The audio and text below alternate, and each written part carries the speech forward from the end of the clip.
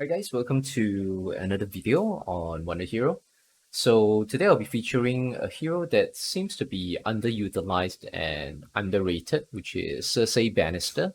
So she's typically a support hero, but she can be converted into a DPS hero based on the weapon you equip her with. But she's not very commonly seen in a lot of guides on YouTube, and I myself just happened to happened upon this hero because I got a random skin drop. So one of my loot boxes dropped me a Cersei Bannister skin, and I was looking at her like, okay, maybe if I could just buy her weapon, then I could actually play her since I already got her skin for free. And I did that. I got her basic weapon for I think 20 USDT because that's like the cheapest price in the market right now. So first and foremost, let's check out the prices, and of course another update on the marketplace, which I believe is greatly improved. And this improved marketplace on WonderHero has actually so-called increased a lot of NFT prices for the items. So what happened is that previously in the marketplace you could only search under the main starter heroes, which is under all. You only have Sarah, Nightingale, Fuma, Angela, Shion, Valkyrie, Julia, you had Kagurumai, Ashanti, and Celeste. So before that, I think just before today or before yesterday, the marketplace didn't have all these different options such as Ling, Cersei. It didn't have options like Sigrid. It didn't have Fran. It didn't have Yoroi Kim, and it didn't have Helen von Kraus. So a lot of the items that you wanted for these newer heroes were actually hidden in the marketplace. You could actually have to manually search through all and go under lowest price, and then have to manually press next to scroll through all the multiple pages of items in order to find them. So it was difficult to find, and it was easier to find some deals. But now that they have rearranged it, now that you can see all the items for all the hero skins and weapons for all the heroes in a simple filter. So a lot of the items have been bought out by I don't know whether is it whales or just a lot of players that bought them out, and you see that a lot of the listings in the market are actually bugged, like especially for, I believe it was Cersei's, was it Cersei or one of the I think Helen or something. Like a lot of the items were actually so-called sold from the marketplace, and then when it looks very cheap, the listing looks cheap, and when you click on it, you actually can't buy it because they're probably already been the NFT is already being sold, and it was just bugged, and the image as well as the listing stayed on the marketplace. It wasn't removed, but it's actually bugged. Also, a quick update that WND actually jumped up in price today, jumped up to 1.23 as of now. And is that, whoa, is that correct? Did Horn price just jump? Whoa, wait a minute. Did Horn price just jump incredibly? Wait, let me refresh. On to USDT. Whoa. What happened? Whoa, Horn just had a massive pump. Wait. Wait a minute. Yeah, this is okay. Let's refresh. It did had a massive pump. Now it's 6 cents. SDT to Horn. Let's switch it up. Whoa, look at this. Just had a massive pump? What's happening? Some whales are pumping it up. So it was at 3 cents and then suddenly went up to 5 cents. It suddenly doubled in value. Well, I'm as a holder of Horn, I hold some Horn still. I'm sure I'm happy that it pumped, but there's some market manipulation. There's a big whale that bought it up. Well, but this is still good for players. Well, I didn't expect this pump right before making this video, but it just happened right I was recording. So, back to the topic at hand. Okay, I wanted to say that Cersei, so the marketplace has updated. The WND price has gone up. Horn price has just gone up as You just saw my reaction there. So, and the marketplace is revamped, and I wanted to talk about Cersei Bannister. So, she is quite an underrated hero because let's look at the prices for her skin. Let's go to hero skin and let's go to Cersei. Let's look for lowest price and let's see if this is bulk, right? Yeah, so you see all these are bulks. Actually, she already sold. Let's see how much it costs to have this hero startup. Okay, looks like okay, the cheapest skin I can find here, not that great, but 70. Okay, 75. So maybe 75, 70. This is sold as well. 80 is around there. So let's say you could get a skin at 75, but there's only a few left. Only 2 pages of skins and the rest are like in the hundreds, right? Yeah, close to going into the hundreds. So let's say you could get her at 75. All right, skin at 75, and you could get her item. So her items are not bugged. So her weapons are not bugged. So her basic weapon, there's several of them at 20 USDT, not being sold yet, and there's 3 pages of her weapons. Okay, her 4-star weapons are a little bit more expensive, but you can consider the 4-star as well if you are lacking a DPS. But let's just look at her basic 3-star weapon, right? So let's say you can get one at 20 USDT. And let's bring out our calculator. So how much will it cost for you to, let's say, buy this hero from scratch? 20 plus 75, right? Because 75 is the cost of her cheapest skin that I can see now. But her skins don't seem to be in big supply. So that would cost 95 USDT, 100. Might be a little bit expensive if you can't get her skin for free, which I fortunately did. So what she does is that with her basic weapon, she actually acts as a support role. So you can see that her basic weapon here has a basic attack of 100, damage to cyborg. So I'm going to say that these stats actually don't really matter. What matters is the description. So it increases a nearby random ally's attack by 100, loses 1 stack after each attack, maximum of 5 stacks on an ally. A nearer ally is usually selected. I can't pronounce this word. Preferentially selected. It's difficult. So a nearer ally is preferentially selected. So if there's no ally nearby, increases Cersei's defense by 100. And also it has a max of 5 stacks. For each stack of defense that Cersei has, it will increase ally attack by 1 stack. So the number of stacks will actually increase as you modify the weapon. So as proof of it, let me show you my emulator here. Go into hero, and I am actually playing Cersei in my lineup now. So I have a magic note here that I've modified twice. So this is currently at level 2. That means from level 1, I've upgraded it once to level 2. And you can see here that increases a nearby ally by 110. So let's compare with the original one, which was 100. So it increases by 10 attack, loses 1 stack, maximum of 6 stacks, where it used to be maximum of 5 stacks at level 1. Right? So there's no ally selected, increases Cersei defense by 120. So defense used to be 100, so now improved by 120. The stacks doesn't change though, so maximum of 5 stacks. So, oh no, wait, sorry. This is level 3. My bad. Okay, let's read level 2, right? Level 2 is right here on the left-hand side. I can probably zoom in later. So, increases nearby random allies attack by 105. So, attack is by improving by 1 level from level 1 to level 2. Increases 5 attack. But it goes up to 6 stacks instead of 5, right? Here it says 5 stacks. Then, selects nearby. So, no ally is nearby. Increases Cersei's defense by 110. So, the defense has increased by 10 to 110. The stacks stay the same though, maximum of 5 stacks.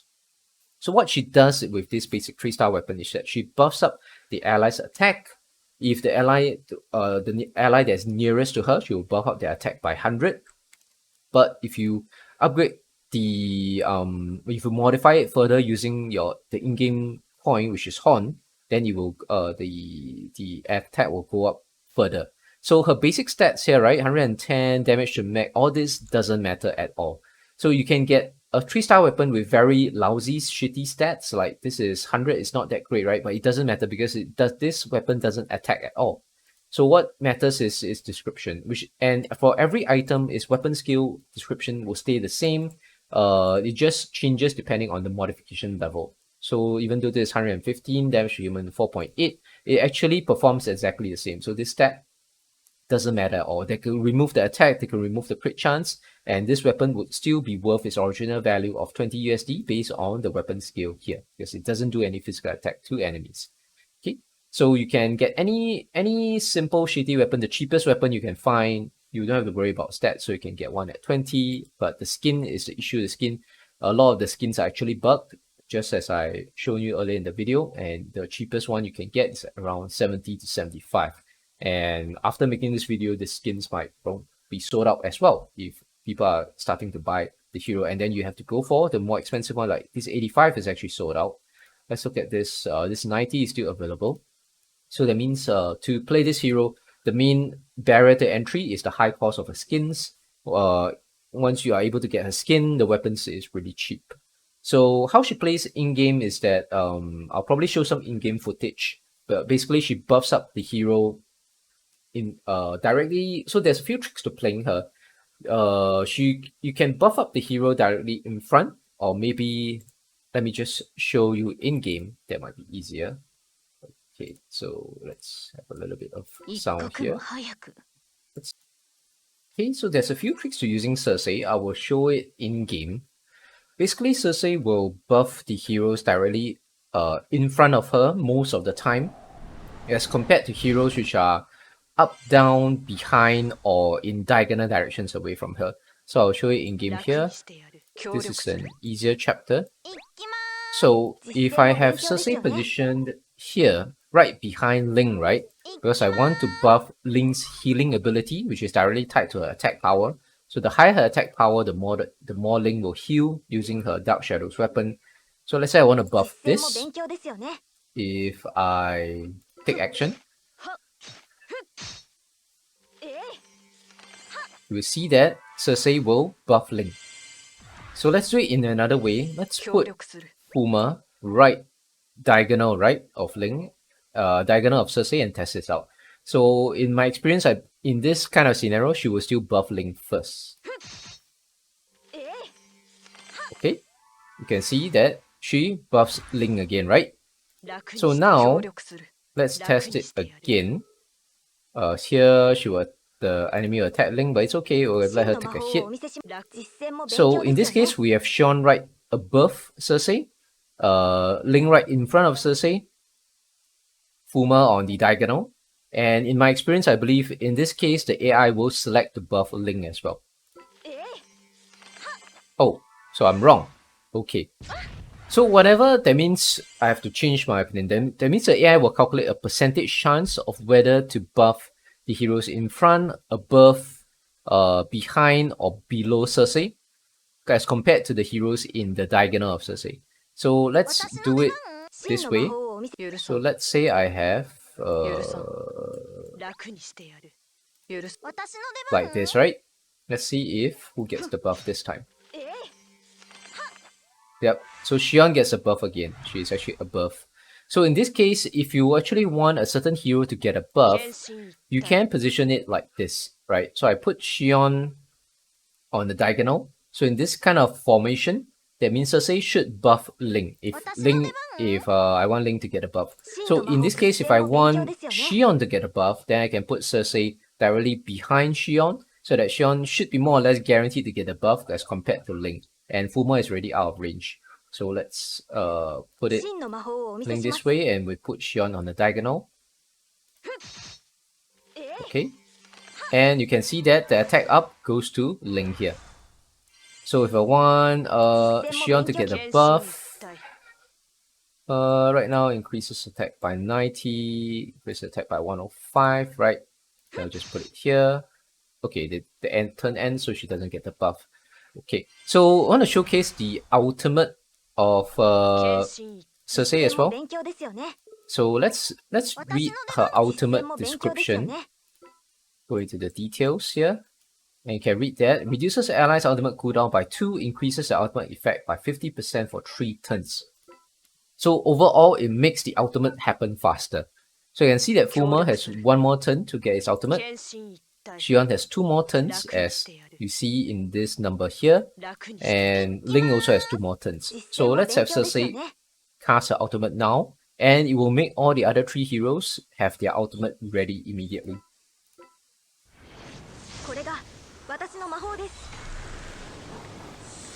Alright, so you can see that another advantage of having Cersei is that her own ultimate cooldown is really low. It only takes 3 turns to have her ultimate ready, whereby for your other DPS heroes like Xion or Fuma, I think it takes around 7 turns, 6 to 7 turns after they have used their ultimate in order for it to be ready. So it means that Cersei's ultimate will be half as much, will take half the duration, and when 3 turns is up, Cersei can cast her ultimate again to speed up the other heroes, her other allies' ultimate by another 2 turns. Okay, so let's have the enemy come to us here.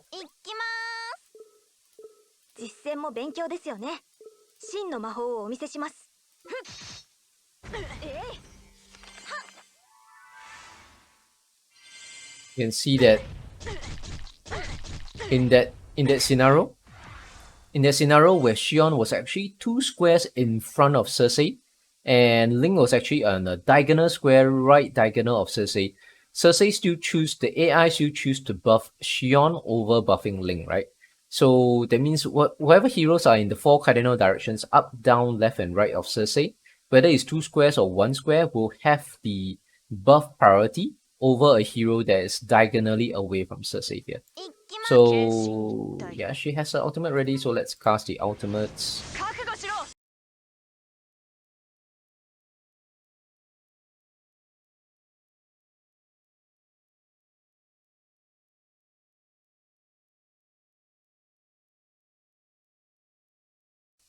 Okay, so you can see that Cersei now has her ultimate ready. Fuma has used his ultimate, is 6 turns to cool down.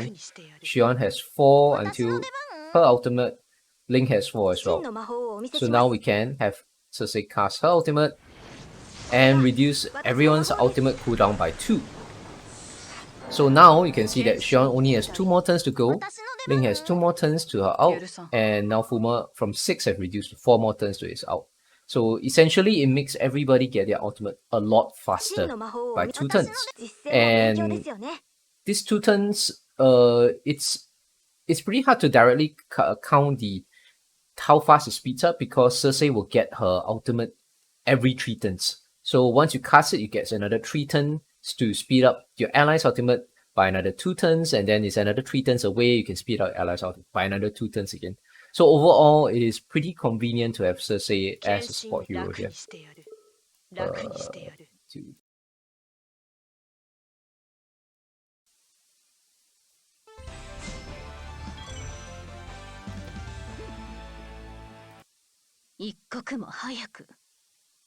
So in Battlestar, we can actually take a look at Cersei's weapon to kind of see what her 4-star and 5-star weapons look like. So that's a good thing about Battlestar, which is the free-to-play version of this game. So side disclaimer is that obviously the game of WonderHero was actually brought over an original game which is called Battle Demon Slaymaker, which was a free-to-play gacha game, and then they turned it into an NFT game, right? To develop it with the token and so on. So you can still play the free-to-play version on Steam. It's called Battlestar, and this is it. So in Battlestar, the convenient thing is that you can actually look at the weapons of the hero, even though you do not have the hero yet, and you can see the range. So if you are interested in using Cersei as a DPS hero, you can actually purchase a 4-star weapon called Holy Codex. It will deal 10 plus 100% of the cast's attack elemental damage. Also ignites the target, making them take 5 plus 30% of the cast's attack damage each turn, stacks up to 5 times, losing 1 stack upon attacking and gaining 1 stack when attacked. So I believe this means that with this weapon, which attacks in a 9-grid sort of formation right in front of Cersei, so the effect is not too bad. That means it's quite a wide area of attack. The only disadvantage is that it doesn't attack in front and behind of her like a lot of other attacks do. For example, the magic node attacks in the area around her. So if we look at some of the, all these are buff weapons. So Cersei is the only one which has, when she has an attack weapon, it only faces attacks in one direction rather than both direction, like unlike many other heroes in WonderHero. So it does a 10 plus 100% of the caster's attack element as elemental damage in the initial attack. Then following that, it ignites the enemy and makes them take damage over time at the end of the turn. But this damage over time will stack up to maximum of 5 times. So technically, 3 times 5, you can have 150% of the caster's attack damage in each turn. So that means when the enemy attacks, they will lose 1 stack of this burn. And then when they are being attacked, let's say your other ally heroes attack the enemy, I think they will regain 1 stack of burn. So I haven't bought this weapon myself, so I'm not 100% sure how the burn mechanic works, but looks like this is a decent DPS weapon. I think a lot of the value of Cersei actually lies in her 5-star weapons. So if you're playing at a higher level when you have higher damage output, so let's say your DPS heroes has a base attack of, let's say with their weapons and their equipment, everything upgraded to the maximum, and your heroes are maybe level 80 to level 100. So I'm thinking the base attack stat of your hero might reach to figure like maybe like 900 to 1000. Then this Mac Justice would really play a good role because it increases nearby attack of allies by 20% for 2 turns and stacks at most twice. So that means you can buff it for your allies around her for 20% and then have another round of 20%, so it makes up to 40%. And you can maintain this 40% by buffing them every turn.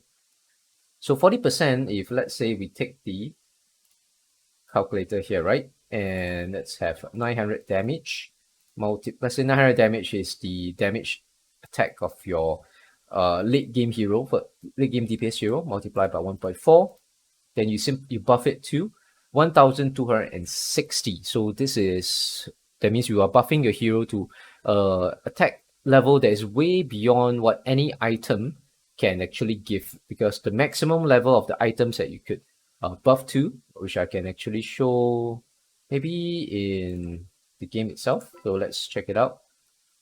So let's say for my Xion, I already have a 5-star weapon. Obviously, it's not buffed to the highest level, but in this case, if I were to buff it to the max, it can only take this weapon up to 350 attack.